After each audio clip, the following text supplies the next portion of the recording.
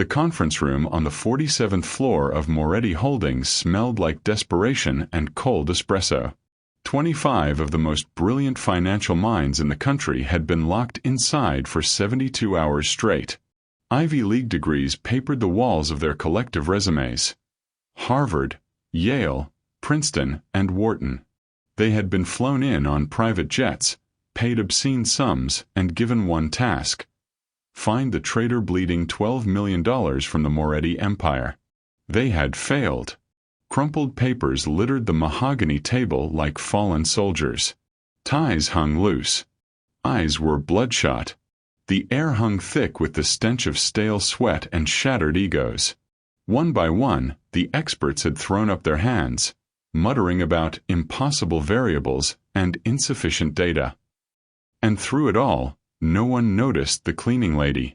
Serafina Rossi pushed her mop bucket across the marble floor, her movements slow and invisible. Her gray uniform hung loose on her thin frame. She had lost weight again, skipping meals so Pippa could eat. Her dark hair was pulled back in a tight ponytail, and her eyes, the color of burnt amber, stayed fixed on the ground. That was the trick to being invisible. Never look up. Never make eye contact. Become part of the furniture. But tonight, the numbers caught her eye.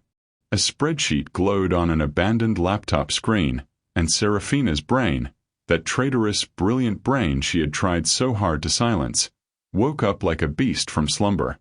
She saw the patterns immediately. The inconsistencies. The rhythm of the fraud is hidden in plain sight. 3 accounts.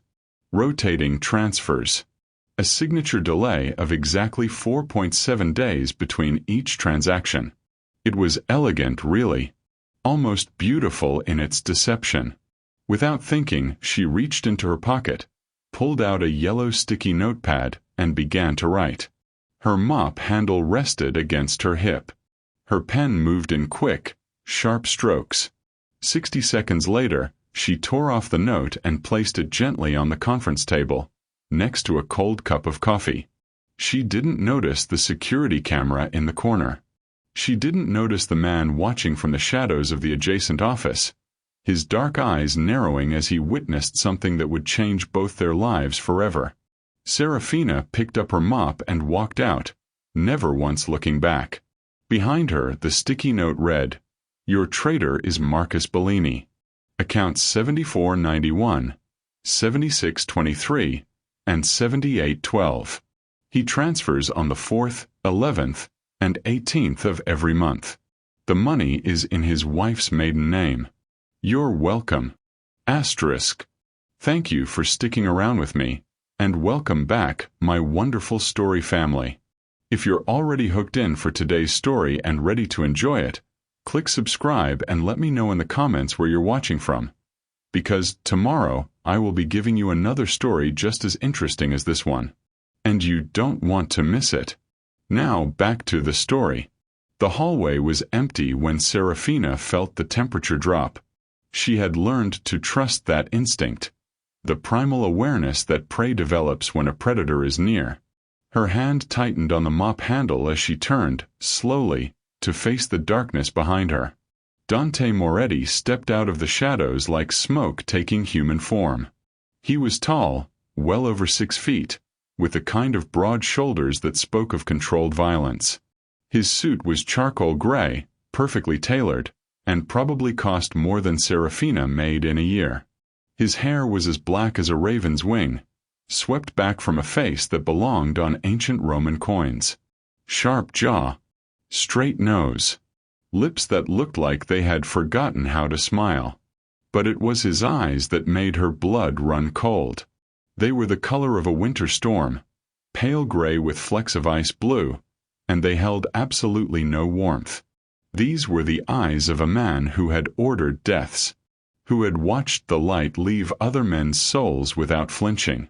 Dante Moretti, the Lion of Chicago, the king of an empire built on blood and silence. And he was looking directly at her. "You wrote that note," he said.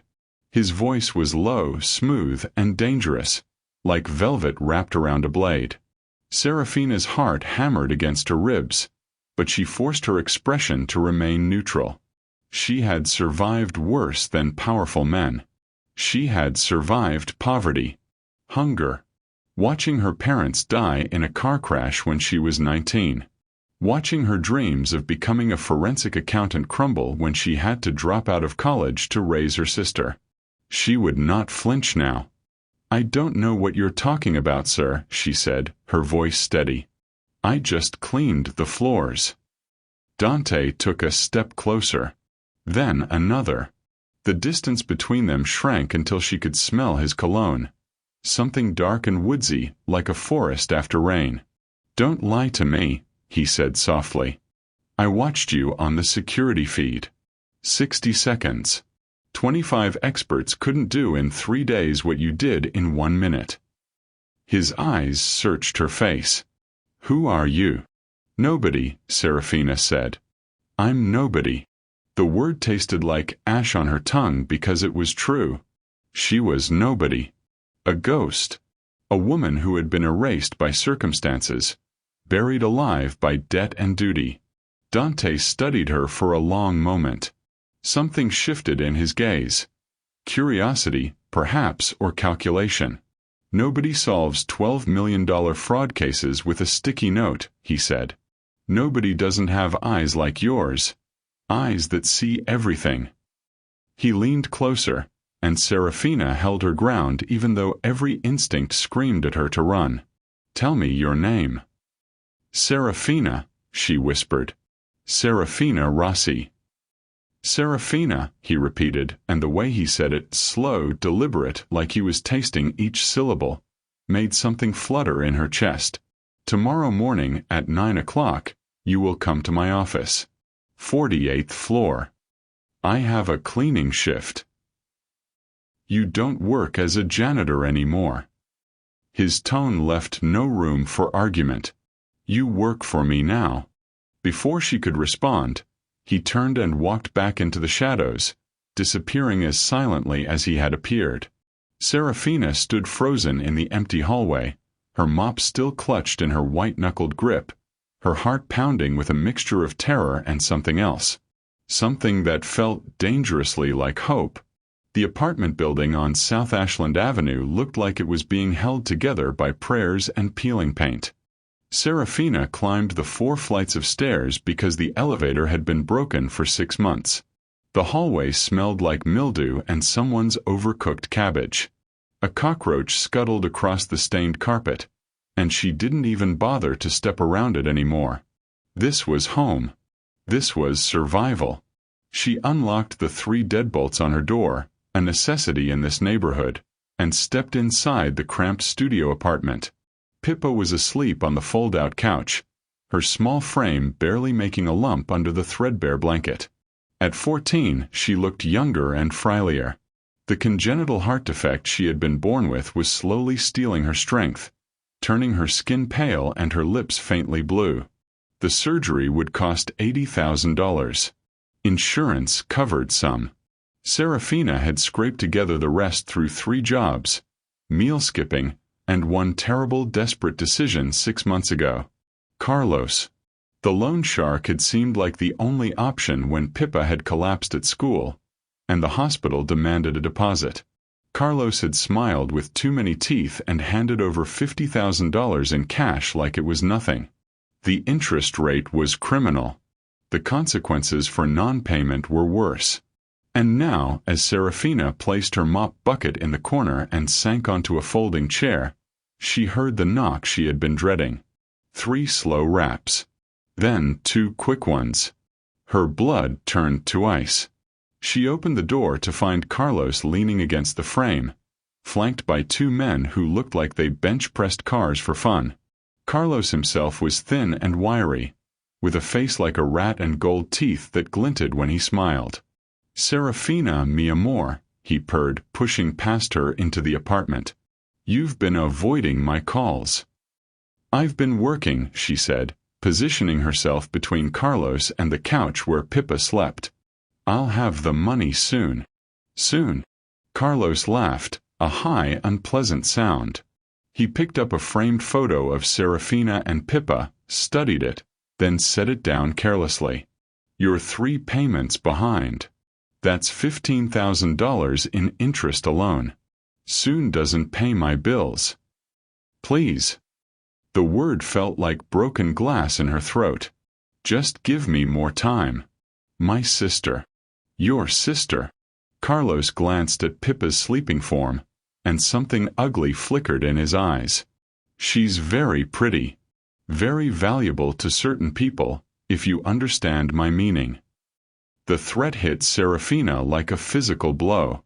Her hands curled into fists at her sides. "Don't you dare."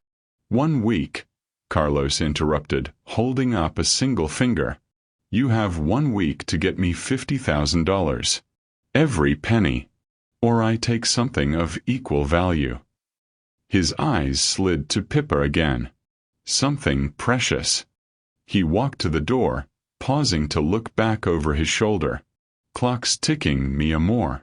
The door closed behind him, and Serafina collapsed against the wall, her body shaking with silent sobs. 1 week. 7 days. How could she possibly? Then she remembered. "You work for me now." Dante Moretti's voice echoed in her mind, cold and commanding. The Mafia boss. The monster.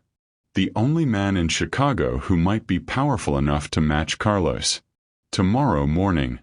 9 o'clock. 48th floor. Serafina looked at her sister's sleeping face and made a decision.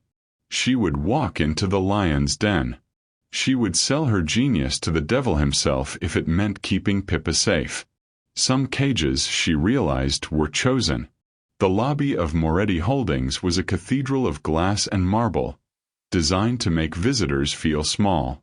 Serafina walked through the revolving doors at exactly 8:55 a.m., wearing the only decent outfit she owned, a black pencil skirt she'd found at Goodwill and a white blouse with a coffee stain she'd scrubbed out 3 times. Her heels were scuffed. Her bag was held together with safety pins inside. But her chin was high. The receptionist, a blonde woman with a smile like a shark, looked at her like she was something unpleasant stuck to the bottom of a designer shoe. "Can I help you?" The tone suggested she had no intention of helping. "I have a meeting with Mr. Moretti," Serafina said. 9 o'clock. The receptionist's eyebrow arched. "Name?" "Serafina Rossi." A flicker of something, surprise maybe, crossed the woman's face. She typed quickly, then picked up a phone. After a murmured conversation, she set it down and gestured toward the elevator bank. 48th floor. "They're expecting you." The elevator ride felt like ascending to heaven, or descending to hell. Serafina wasn't sure which. The doors opened to reveal an executive floor that screamed old money and dangerous power. Dark wood paneling. Oil paintings that probably cost more than her entire apartment building. Men in suits who moved like sharks circling prey. And there, waiting by a massive oak door, stood Dante Moretti. He was even more imposing in daylight. His suit today was navy blue, his jaw freshly shaved, and his eyes just as cold as she remembered. But there was something else in his expression as he looked at her. Something that might have been approval. "You came," he said. "Did I have a choice?" The ghost of a smile flickered across his lips. "There's always a choice. You just made the smart one." He opened the door to his office, and Serafina stepped inside. The room was enormous, with floor-to-ceiling windows that offered a god's-eye view of Chicago. A massive desk sat in the center, flanked by leather chairs. And in one of those chairs sat a woman who looked like she had just bitten into something sour. Bianca Ricci. Serafina recognized her from the financial magazines Pippa sometimes brought home from the hospital waiting room. Bianca was the head of accounting at Moretti Holdings, a position she had clawed her way into over 15 years. She was in her early 40s, with razor-sharp cheekbones and platinum blonde hair pulled into a severe bun. Her suit was Chanel. Her expression was ice. "This is the janitor." Bianca's voice dripped with disdain. "This is your miraculous fraud expert." "This is Serafina Rossi," Dante said, moving to sit behind his desk. "Your new colleague." "Colleague?" Bianca laughed, a sharp, brittle sound. "She mops floors." "She solved in 60 seconds what 25 Ivy League experts couldn't solve in 3 days," Dante replied, his tone dangerously soft. "That makes her valuable. And I always protect valuable assets." Bianca's eyes narrowed. She looked at Serafina the way a snake looks at a mouse, with calculation and hunger and the promise of future violence. "We'll see how long that lasts," she said. Dante gestured to an empty chair. "Sit down, Serafina. We have work to do." Serafina sat. The leather was buttersoft, the chair worth more than her monthly rent. She felt out of place, like a weed in a garden of roses. But weeds, she reminded herself, were survivors. And she had 7 days to prove she belonged here. The boardroom on the 46th floor fell silent as Serafina rose from her seat. 12 of Dante's most trusted advisors sat around the polished table. Men in expensive suits with expressions ranging from skeptical to openly hostile. Bianca Ricci sat at the far end, arms crossed, a small smile playing on her lips. She was waiting for Serafina to fail. "The numbers are a language," Serafina began, her voice steady despite the thundering of her heart. "And like any language, they have patterns, habits, rhythms." She clicked the remote, and a complex spreadsheet appeared on the screen behind her. Marcus Bellini's fraud was elegant because it mimicked legitimate transactions. He understood the accent of your financial system, the way money naturally flows through Moretti Holdings. But he made one mistake. Another click. Red circles appeared around specific entries. He was consistent. Every transfer happened exactly 4.7 days apart. No legitimate transaction pattern has that level of precision.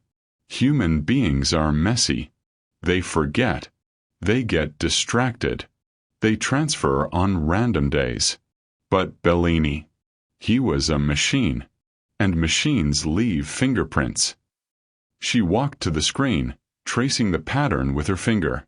Here, March 4th, March 11th, March 18th, then April 4th. The gap is consistent across 3 years of data. Once you see it, you can't unsee it. The money moved through his wife's maiden name accounts, a classic deflection technique, but the rhythm was his signature. The room was silent. Then, one of the older advisors, a man with silver hair and sharp eyes, leaned forward. "And you saw this in 60 seconds? While mopping a floor." Serafina met his gaze. "Numbers speak to me, sir. They always have. I was 1 semester away from a degree in forensic accounting when—" She stopped and swallowed. "When life got in the way."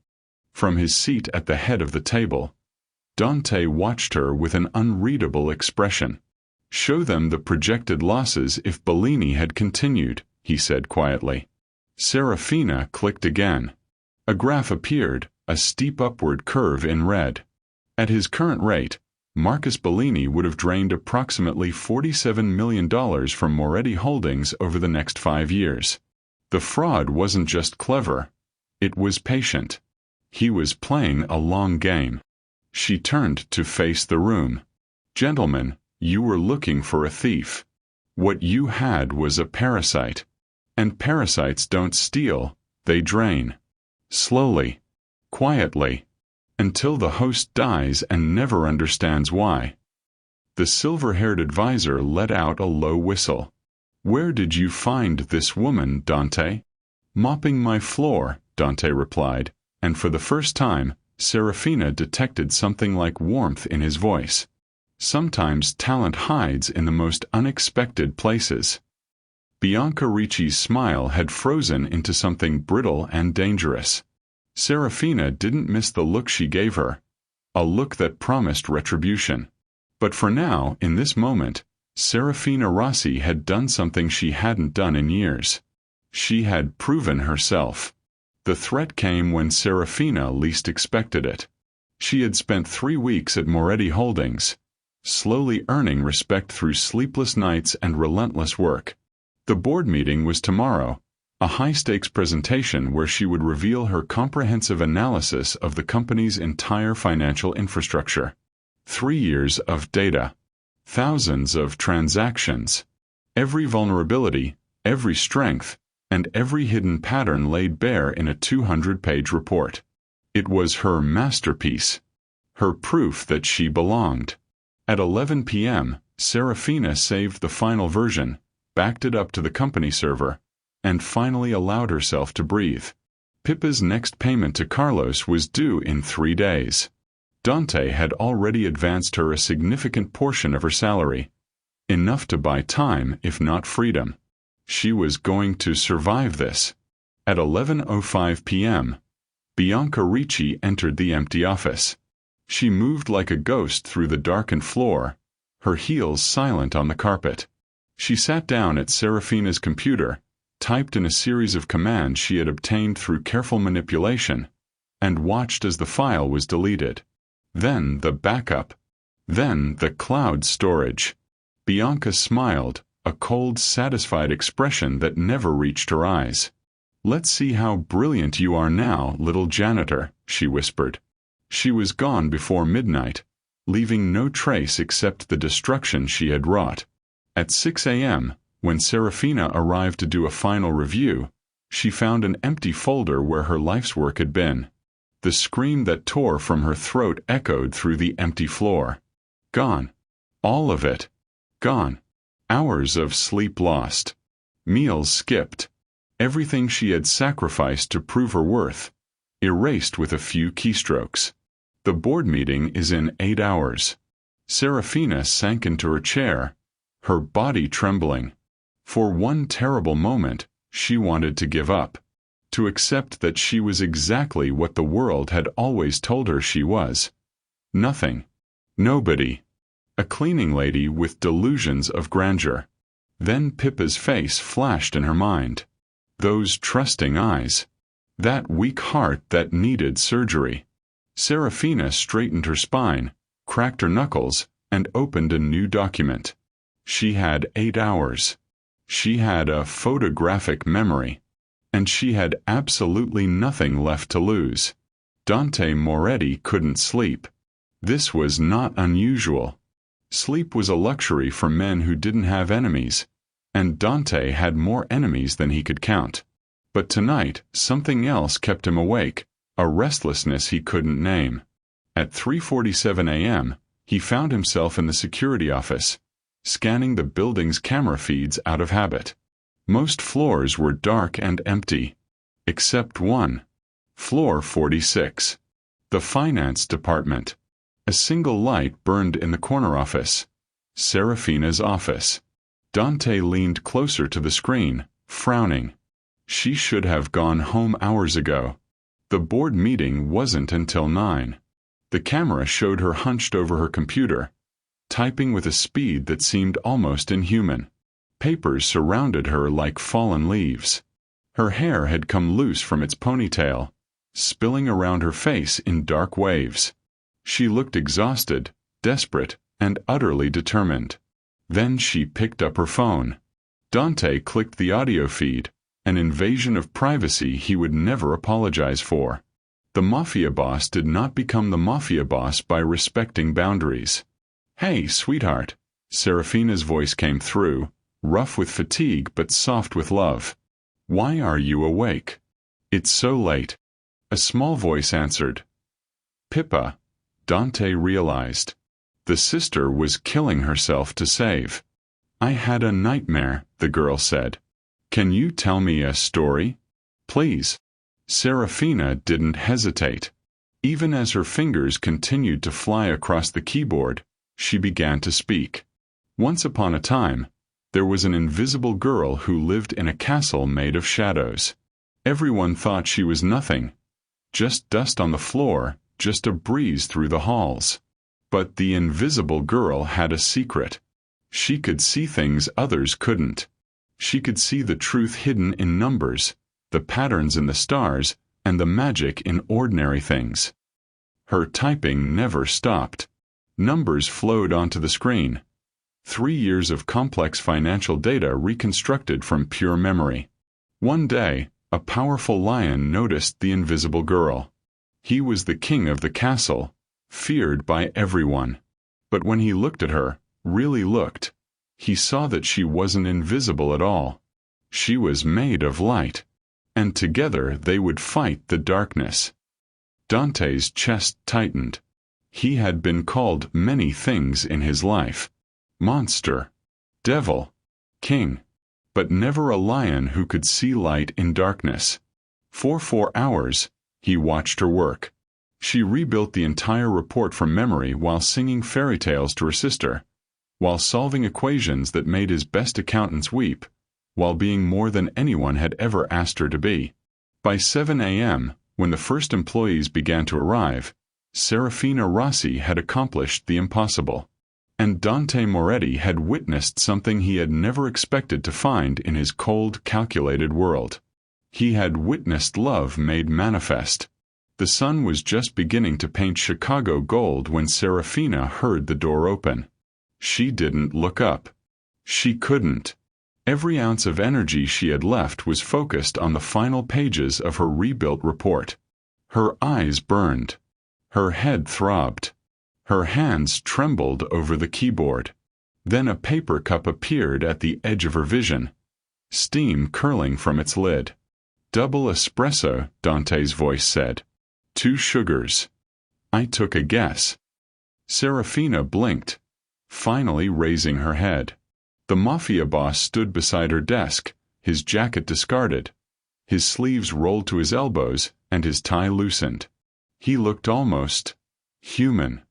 "How did you?" She stopped, her foggy brain catching up. "You were watching." It wasn't a question. "I watch everything that happens in my building." He pulled up a chair and sat beside her. Not across from her, not towering over her, but beside her.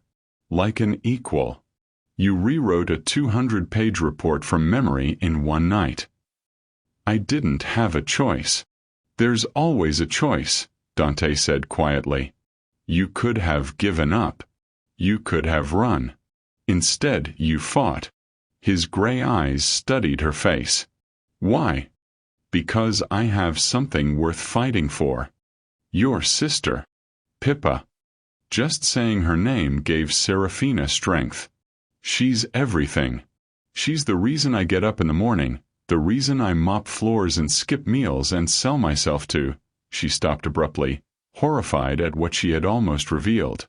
But Dante's expression didn't change. "To loan sharks like Carlos Vega." Serafina's blood ran cold. "You know about Carlos?" "I know everything about the people who work for me." He leaned forward, and his voice dropped to something soft and dangerous. "I know he gave you a 1-week ultimatum. I know he threatened your sister. And I know his deadline is in 3 days." "Then you know I'm desperate." Serafina's voice cracked. "You know I came here because I had no other options. You know I'm using you. Everyone uses everyone. That's how the world works." Dante's hand moved, and for a moment she thought he would touch her face. Instead, he picked up the coffee cup and pressed it into her hands. "The difference is whether the use is mutual, whether both sides get what they need." "And what do you need?" The question hung between them, heavy with implications. "I need someone who sees what I can't," Dante said finally. "Someone brilliant enough to protect my empire and honest enough to tell me the truth." His lips curved into something that was almost a smile. "I need you, Serafina Rossi. And I protect what I need." He stood, buttoning his jacket with practiced efficiency. "Finish your report. Impress the board. And don't worry about Carlos Vega." His gray eyes turned to ice. "I'll handle him personally." He walked out, leaving Serafina clutching her coffee, her heart pounding with something that felt dangerously like hope. For the first time in years, she didn't feel invisible. She felt seen. The board meeting was a triumph. Serafina presented her reconstructed report to a room of stunned executives. Every number was perfect. Every pattern was documented. Every vulnerability was exposed, and every solution was proposed with surgical precision. When she finished, the silver-haired advisor, whose name she had learned was Vincent, rose to his feet and began to clap. Others followed. Even Dante, watching from the head of the table, allowed himself a small, proud smile. Bianca Ricci sat frozen in her seat, her face pale with fury and disbelief. "Impossible," she whispered. "I deleted everything." The words were quiet, but in the silence between applause, they carried. Every head turned toward her. Bianca realized her mistake too late. Her mouth opened, closed, and opened again. I didn't." "You deleted my work," Serafina said, her voice calm and clear. "Hours of data. Thousands of files. You tried to destroy me." Dante rose slowly from his chair. When he spoke, his voice was the temperature of deep winter. "Bianca. My office. Now." He looked at Serafina, and something passed between them, respect, gratitude, something more. "Take the rest of the day off," he said. "You've earned it." Serafina gathered her papers and walked out, her head held high. She had won. Against all odds, against sabotage and exhaustion and a world that wanted her to fail, she had won. She was still savoring that victory when her phone rang. Pippa's number. "Sarah." Her sister's voice was small and terrified. "There's a man here. He says he knows you. He says you owe him money." The world stopped. "Pippa, listen to me very carefully. Lock the bathroom door and don't come out until I get there. Do you understand?" "I'm scared, Sarah." "I know, baby. I know. But I'm coming. I promise." She ran. The elevator was too slow. The stairs were faster. Serafina burst onto the street, her heels abandoned somewhere behind her, her bare feet pounding the pavement. 15 minutes. That was all it took to reach her apartment building. But Carlos was faster. She found him in the hallway outside her door, flanked by his 2 thugs. One of them held Pippa by the arm, her sweet, fragile sister crying silently, her face white with terror. "There she is," Carlos purred. "The genius who thinks she can hide from her debts." "Let her go." Serafina's voice shook with fury. "She has nothing to do with this. She has everything to do with this." Carlos pulled out a knife, letting the blade catch the light. "You owe me $50,000, Serafina. And since you don't have the money, I'll take her instead. Pretty young thing like this. She'll fetch a good price." Something snapped inside Serafina. Years of being invisible. Years of being pushed down, stepped on, and told she was nothing. Years of fear and sacrifice and silent suffering. It all erupted at once. "You will not touch her." She launched herself at Carlos, all animal instinct and desperate love. Her nails raked across his face. Her fists connected with flesh. She fought like a woman possessed, like a mother wolf protecting her cub. But Carlos was stronger, crueler. His fist connected with her jaw, and she went down hard. "Hold the sister," Carlos snarled, advancing on Serafina with the knife raised. "This one needs a lesson in respect." The blade descended, and then the world exploded. The door at the end of the hallway burst open. Black-suited men poured through like a flood. Dante's men, armed and lethal. They swarmed Carlos's thugs with brutal efficiency. Dante himself strode through the chaos, his gray eyes blazing with cold fire. He reached Carlos in 3 strides and caught his wrist before the knife could touch Serafina's skin. "You threaten what belongs to me," Dante said, his voice deceptively soft. "You put your hands on what I protect." He twisted. Carlos screamed as his wrist snapped like a dry twig. "Consider your debt to Serafina Rossi cancelled," Dante continued, forcing Carlos to his knees. "Consider your operation in Chicago finished. And if I ever see your face again, if I even hear your name whispered in my city, I will make you disappear so completely that even God won't remember you existed." He released Carlos, who crumpled to the ground, cradling his broken wrist. "Take out the trash," Dante ordered his men. Then he turned to Serafina, and his entire demeanor changed. "Are you hurt?" His hands cupped her face, tilting it toward the light. His thumbs brushed away her tears with impossible gentleness. "Pippa," Serafina gasped. "Where's Pippa?" "She's safe. My men have her." Dante pulled Serafina to her feet and into his arms, holding her against his chest like she was something precious. "She's safe. You're both safe. I promise." And there, in that dingy hallway that smelled of mildew and fear, Serafina Rossi finally broke. She sobbed against the chest of the most dangerous man in Chicago, and he held her through it all, his hand stroking her hair, his voice murmuring words of comfort she couldn't quite hear. For the first time in her life, someone had fought for her. And that someone was a lion who saw her light. 3 months later, the hospital room was painted a cheerful yellow, with windows that overlooked Lake Michigan. Flowers crowded every available surface, roses, lilies, and sunflowers, sent by people who had once looked right through Serafina Rossi. Now they saw her. Now they all saw her. Pippa lay in the bed, still groggy from anesthesia but alive. Beautifully, miraculously alive. The surgery had taken 8 hours. The doctors had emerged with smiles and words like "successful" and "full recovery expected." Serafina sat beside her sister, holding her hand, crying tears of pure joy. "Hey," Pippa mumbled, her eyes fluttering open. "Why are you crying?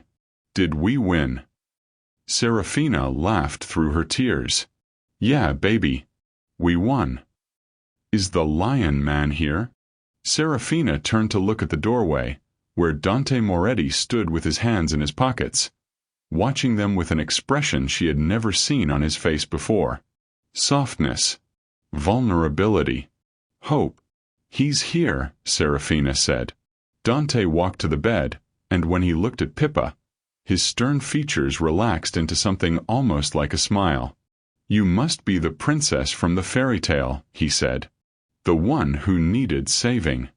"Nuh-uh," Pippa mumbled, fighting to stay awake. "Sarah saved me. She's the hero.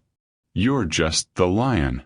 Dante laughed, a real laugh, warm and surprised, and the sound transformed him completely. In that moment, he wasn't a mafia boss. He wasn't a monster or a devil or a king built on fear. He was just a man, standing in a hospital room, falling in love with a family that wasn't his own but could be. "Just the lion," he repeated. "I can live with that." Later, when Pippa was sleeping peacefully and the nurses had finally stopped fussing, Dante and Serafina stood by the window, watching the sunset paint the lake gold and crimson. "What happens now?" Serafina asked quietly. Dante was silent for a long moment. When he spoke, his voice was raw with honesty. "I have spent my entire life building an empire of fear. I told myself it was power. I told myself it was a success. But the truth—" He turned to face her, and his gray eyes held none of their usual ice. "The truth is that I was lonely. So lonely that I forgot what warmth felt like." He reached out and took her hand, gently, carefully, like she was something sacred. "You reminded me, Serafina. You and your sister, with your tales and your courage and your light. You reminded me that power means nothing without someone to share it with. I'm just a cleaning lady, she whispered. I mop floors. I'm nobody. Dante shook his head. You are the most extraordinary person I have ever met. You saw a fraud that 25 experts missed. You rebuilt a report from memory while singing tales to your sister. You fought a lone shark with your bare hands to protect the person you love. He stepped closer, and his free hand rose to cup her face. You are nobody, Serafina Rossi. You are everything. And I am asking, begging if I must, for the chance to prove that I can be worthy of you. Tears spilled down Serafina's cheeks. You saved my sister. You saved me. You saved me first, Dante murmured, with a sticky note and a mop bucket. You saw me, really saw me, when everyone else only saw the monster. He kissed her then, soft and sweet and full of promise. Outside, the sun finished its descent, painting Chicago in shades of gold. Inside, an invisible janitor and a lonely kingpin found something neither had dared to hope for. They found family. They found peace. They found each other. And Serafina Rossi, who had spent her whole life being overlooked, finally stepped out of the shadows and into the light. The end. Drop a comment and tell us where you are watching from today. We love seeing our global community. Smash that like button if you believe talent can be hidden in the most unexpected places. Subscribe and hit the notification bell so you never miss another story of courage and transformation. How did Serafina's journey make you feel? Have you ever felt invisible despite your talents? Share your heart in the comments below.